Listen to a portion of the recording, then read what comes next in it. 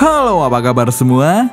Jumpa lagi bersama Asiri, alur singkat cerita film. Seperti biasa, kami akan menemani kalian dari kegabutan atau aktivitas apa saja yang tidak berguna sama sekali. Bagi kalian yang sedang bingung mencari film, kami akan sajikan alur cerita film apa saja yang membuat kalian semakin tegang dan bergairah.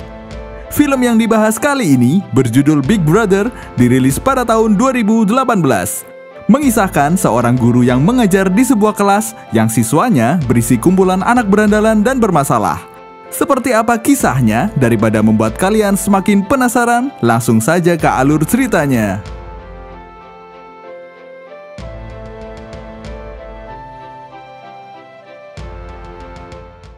Diperlihatkan seorang lelaki bertubuh kekar bernama Tuan Chen sedang interview dengan kepala sekolah Takci. Akan tetapi, Tuan Chen ditolak karena ia sama sekali tidak mempunyai pengalaman mengajar. Kemudian Tuan Chen mengeluarkan selembar kertas dari saku. Di bawah kertas itu tertanda kepala sekolah Feng yang merupakan kepala sekolah sebelumnya. Kertas itu membuat kepala sekolah berubah pikiran menerima Tuan Chen. Saat Tuan Chen hendak keluar, kepala sekolah bertanya kepadanya apa yang memotivasinya untuk menjadi guru, tapi Tuan Chen hanya membalasnya dengan senyuman. Hari pertama mengajar pun tiba. Tuan Chen tampak antusias hari itu. Ia menyiapkan diri untuk bertemu dengan para murid-muridnya. Di semua kelas yang ada, Tuan Chen diberikan tanggung jawab untuk menjadi wali kelas 6F, di mana kelas yang murid-muridnya selalu bermasalah. Tampak Tuan Chen memasuki kelas dan menyambut para muridnya dengan sapaan "Good morning", tapi tidak ada satupun murid yang menjawab sapaannya. Tuan Chen lalu mendekati muridnya yang sedang memasak di kelas dan mengomentari bahwa MSG tidak baik digunakan berlebihan. Tuan Chen juga membangunkan muridnya yang sedang tertidur, akan tetapi ia tak menghiraukan Tuan Chen. Kemudian Tuan Chen membangunkannya kembali dengan berteriak di telinganya dan berkata, "Good morning", lalu muridnya pun terbangun. Setelah Tuan Chen berhasil mendapat perhatian muridnya, ia memperkenalkan diri dengan menulis namanya di papan tulis. Semua murid di kelas itu menertawakan tulisan Mandarin Tuan Chen yang tidak rapi karena ia sudah lama tinggal di Amerika. Kelas kembali menjadi tidak kondusif lagi. Tak hilang akal, Tuan Chen mengambil karet dan menembaknya ke arah pemadam kebakaran. Sementara Tuan Chen membuka payungnya dan berkata, "Selamat datang di kelasku." Waktu istirahat pun tiba. Terlihat sekelompok siswa kelas 6F sangat kesal dengan perilaku guru Chen. Mereka meluapkan kesalnya dengan menyalakan rokok di ruang basket.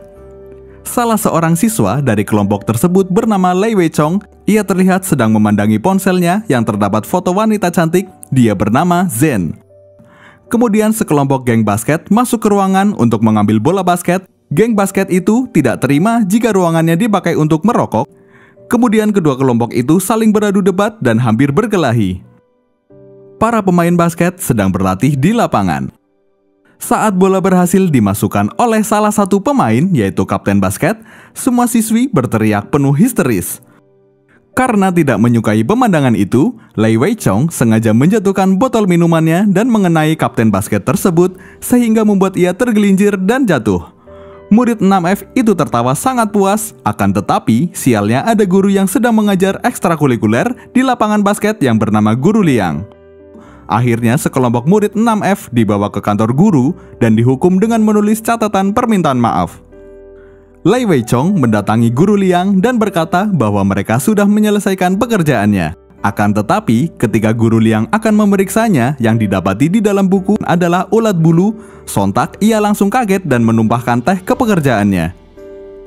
Melihat kejadian itu, murid 6F yang dihukum itu menertawakan Guru Liang dan mereka langsung pergi. Suatu hari, Dinas Pendidikan datang ke sekolah Takci untuk memberikan penilaian. Akan tetapi, Dinas Pendidikan malah berniat untuk menutup sekolah. Sementara, di tempat lain, terlihat Tuan Chen akan memasuki kelas. Para siswa kelas 6F memasang perangkap untuk menjahili Tuan Chen. Karena kecekatannya itu, ia berhasil menangkis perangkap ember yang berisi air. Semua muridnya tercengang.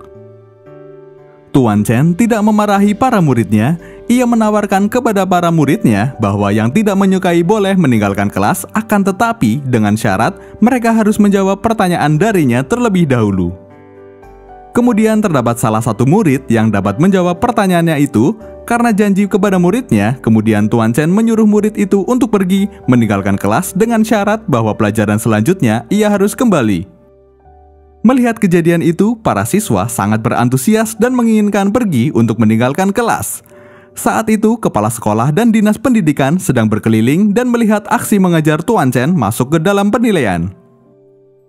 Di ruang kepala sekolah, dinas pendidikan mengatakan jika tahun depan sekolah Tachi tidak ada perubahan, maka dinas pendidikan akan menutup sekolahnya.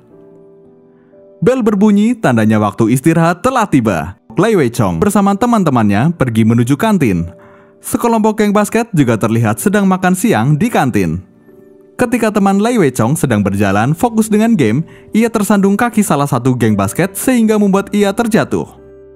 Karena tidak terima temannya diperlakukan seperti itu, kedua kelompok tersebut saling mendorong dan kapten basket malah berkata bahwa kelompok murid 6F adalah murid penuh masalah yang tidak mempunyai orang tua. Mendengar perkataannya itu, Lei Weichong tidak terima dan langsung menghajar kapten basket hingga terjatuh. Kedua kelompok tersebut saling hajar-menghajar. Tuan Chen berjalan menuju kantor guru. Ia diberitahu oleh kepala sekolah bahwa 5 muridnya akan dikeluarkan dari sekolah karena berkelahi. Kemudian Tuan Chen langsung berlari mencari anak-anak tersebut. Tuan Chen datang lalu melerai mereka. Lei Weichong sangat marah karena mereka sangat diperlakukan tidak adil di sekolahnya. Mengapa hanya kelompok Lei Weichong yang hanya dikeluarkan dari sekolah? Kemudian Tuan Chen memberikan formulir kesempatan terakhir untuk mereka bisa kembali sekolah. 4 teman Lei Weichong menerima formulir itu, akan tetapi Lei Weichong menolak dan memilih keluar dari sekolahnya. Malam hari, Tuan Chen mulai mencari tahu tentang latar belakang 5 siswanya yang terlibat dalam perkelahian. Pertama, dimulai dari siswa yang suka membawa gitar dan mempunyai cita-cita sebagai penyanyi. Ia bernama Xiang Zufa. Orang-orang mengira bahwa orang yang berkulit hitam adalah pelaku kriminal. Siswa kedua bernama Wang Danan. Ketika adik laki-laki dilahirkan, ia mendapati perbedaan perlakuan kedua orang tuanya yang lebih sayang kepada adiknya. Wang Danan bercita-cita menjadi pembalap yang hebat. Siswa ketiga, si kembar bernama Guan Qixian. Ia mempunyai masa lalu yang sangat kelam. Sewaktu kecil, ibunya pergi meninggalkannya dengan pria lain. Karena kejadian itu, ayahnya selalu mabuk. Setiap hari, Guan Qixian disuruh ayahnya untuk membeli minuman keras. Cita-citanya adalah menjadi seorang pengusaha agar mendapatkan uang yang banyak dan segera meninggalkan ayahnya yang pemabuk itu. Di sebuah kafe, Lei Weichong bekerja sebagai waiters. Tampak seorang laki-laki berambut panjang datang ke kafe tersebut bernama Tuan Luo, si Raja Tinju.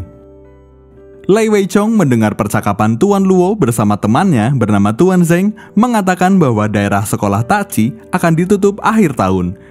Saat mereka sedang asik menonton balap kuda, Lei Weichong tergiur dengan korek api berbalut emas milik Tuan Luo.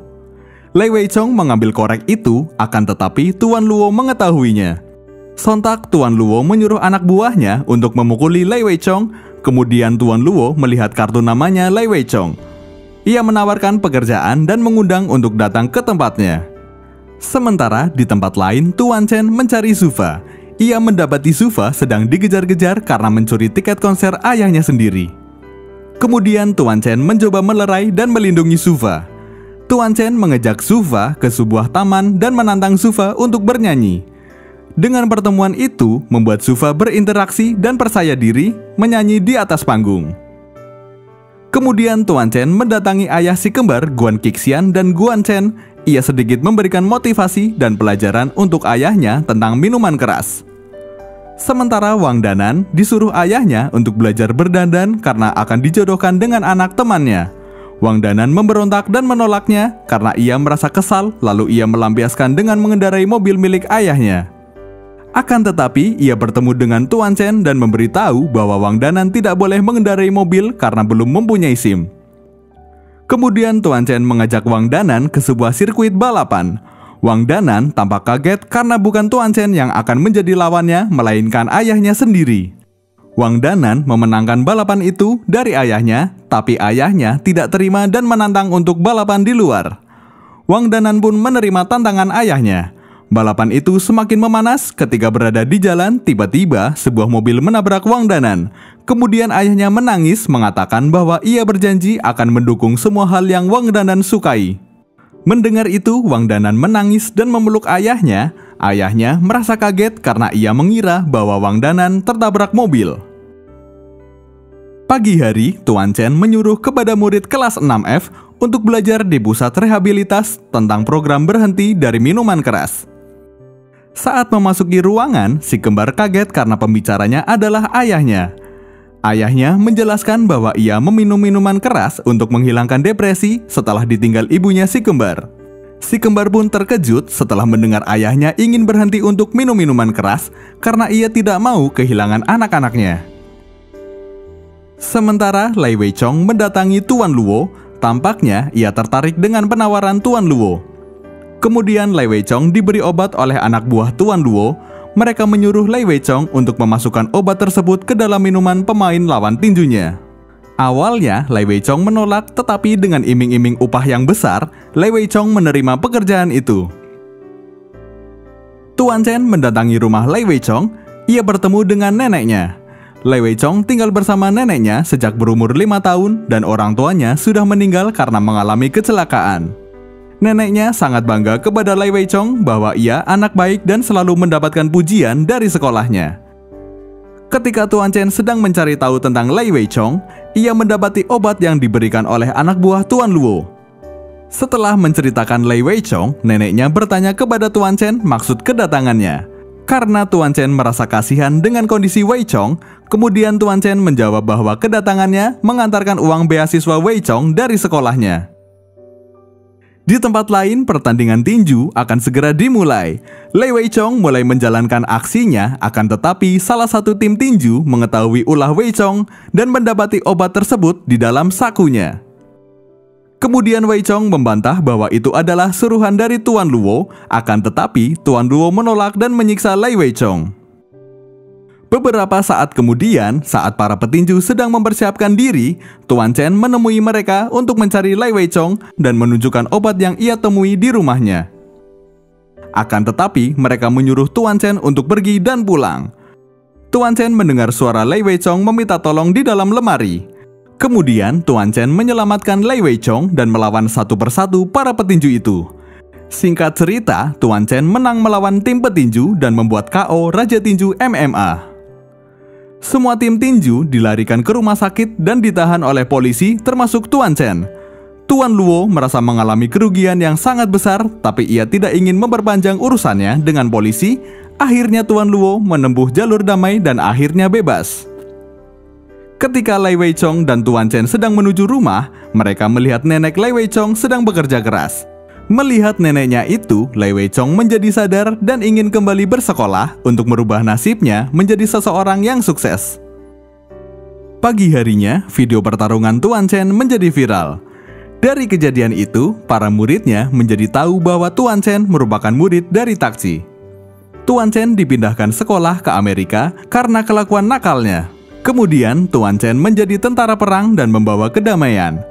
Merasa sangat hampa, kemudian Tuan Chen memutuskan untuk berhenti menjadi tentara dan memilih untuk keliling dunia. Seberapa jauh kakinya melangkah, Tuan Chen tetap memilih kembali ke asalnya dan bertemu dengan mantan kepala sekolah Fang. Kepala sekolah Fang meminta Tuan Chen untuk mengajar di sekolah Tachi. Para murid di sekolah Tachi, khususnya kelas 6F, menjadi sangat hormat kepada Tuan Chen dan mereka menjadi antusias dalam mengikuti kegiatan belajar di kelas. Di sekolah, tampak 5 anak kelas 6F itu sedang membicarakan tentang masa depannya setelah mengerjakan ujiannya nanti. Akan tetapi, Guan Chen merasa paling bodoh dan ia berinisiatif pergi ke apotik untuk membeli obat pintar. Hasil ujian sudah keluar, Guan Chen terlihat tidak puas dengan hasil yang diperolehnya. Melihat itu, Tuan Chen menawarkan bantuan kepada Guan Chen untuk belajar dengannya sepulang sekolah.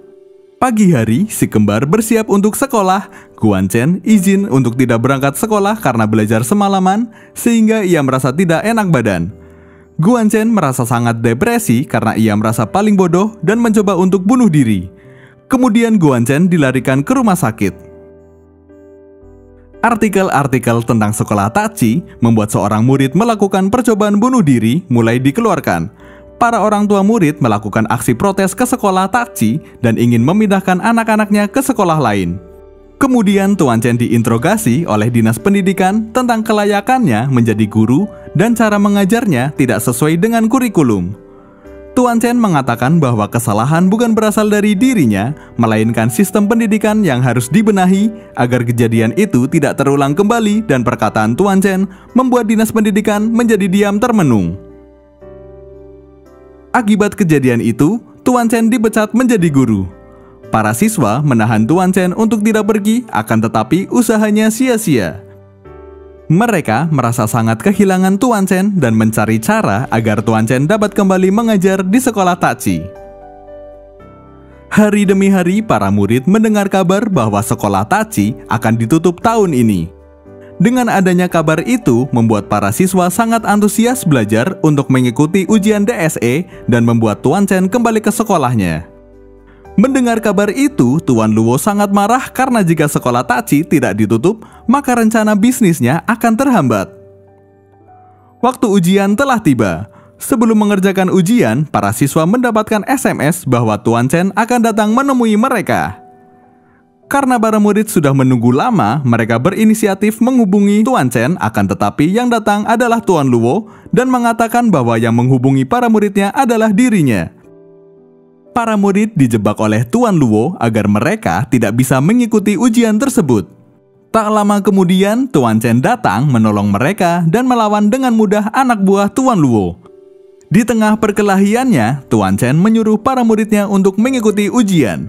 Anak buah Tuan Luo habis kalah dibabat oleh Tuan Chen, tinggal tersisa Tuan Luo. Kemudian Tuan Chen menghadapi Tuan Luo secara one by one. Ketika sedang berkelahi, Tuan Chen mengetahui bahwa lawannya, Tuan Luo, adalah temannya sewaktu sekolah yang tangannya patah akibat kejatuhan patung oleh Tuan Chen. Tuan Luo juga jago dalam olahraga taekwondo dan mendapatkan juara 2 di mana juara 1 dimenangkan oleh Tuan Chen. Karena hal tersebut, Tuan Luo menyimpan dendam kepada Tuan Chen hingga akan membunuh Tuan Chen. Lagi-lagi Tuan Luo kalah oleh Tuan Chen. Karena Tuan Chen merasa bersalah kepada Tuan Luo, ia rela menusuk pisau ke kakinya sendiri dan meminta maaf kepada Tuan Luo. Sementara para siswa dapat mengikuti ujian dengan tenang dan berhasil lulus ujian. Di akhir cerita, Dinas Pendidikan memberitahukan bahwa sekolah Tachi akan tetap ada dan malah mendapat tambahan dana untuk perbaikan sekolah. Sementara Tuan Chen diminta untuk mengajar dan menjadi wali kelas di sekolah Tachi. Seperti itulah kisah seorang mantan tentara perang yang akhirnya memilih untuk menjadi tenaga pengajar demi menyelamatkan pendidikan. Sebongkah ilmu terkumpal dalam pikiran, tak bisa ditahan karena memang harus diwariskan. Semangat berkobar mengantarkan kesuksesan, karena engkaulah sang pangeran kemerdekaan pendidikan. Terima kasih dan sampai jumpa di alur cerita selanjutnya.